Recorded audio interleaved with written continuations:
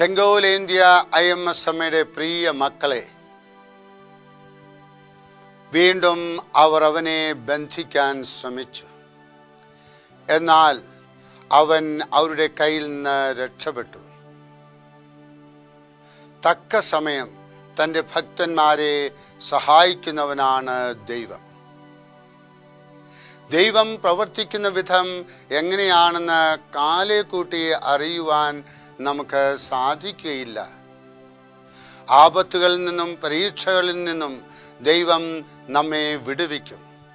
ഉത്സവദിനം തന്നെ പിടിക്കുവാൻ വന്ന യഹൂദന്മാരിൽ നിന്ന് യേശു രക്ഷപ്പെട്ടു.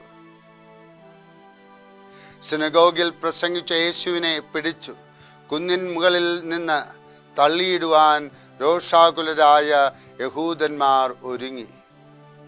അത്ഭുതകരമായ വിധത്തിൽ താൻ അവരുടെ നടുവിൽ കൂടെ കടന്നു രക്ഷപ്പെട്ടു. സൊദോമിൽ പാർത്തിരുന്ന ലോത്തിനെയും കുടുംബത്തെയും ആ പട്ടണം നശിപ്പിക്കുന്നതിൻ്റെ തലേനാൾ ദൈവദൂതന്മാർ രക്ഷപ്പെടുത്തി. യോനാ പ്രവാചകൻ താർസിസിലേക്ക് കപ്പലിൽ കയറി.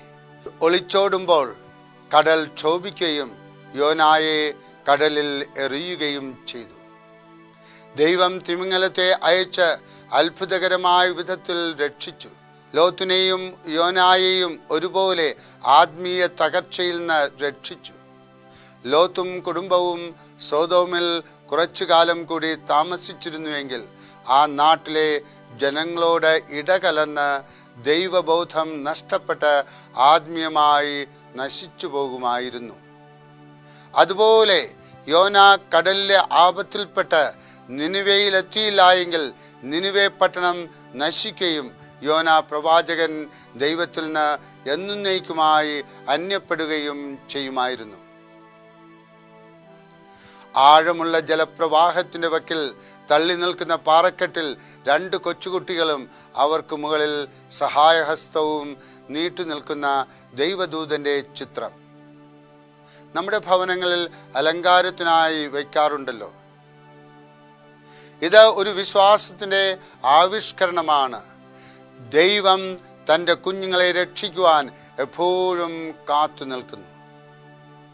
ദൈവം തൻ്റെ മക്കളെ തക്ക സമയം ഇടപെട്ട് രക്ഷിക്കും. IMSമ്മയുടെ അനുഗ്രഹം നിങ്ങളുടെ ജീവിതത്തിൽ എപ്പോഴും ഉണ്ടായിരിക്കട്ടെ. IMSമ്മയെ വിളിച്ചപേക്ഷിക്കുക. അമ്മ നിങ്ങളുടെ അടുത്ത് എത്തും, നിങ്ങളെ അനുഗ്രഹിക്കും.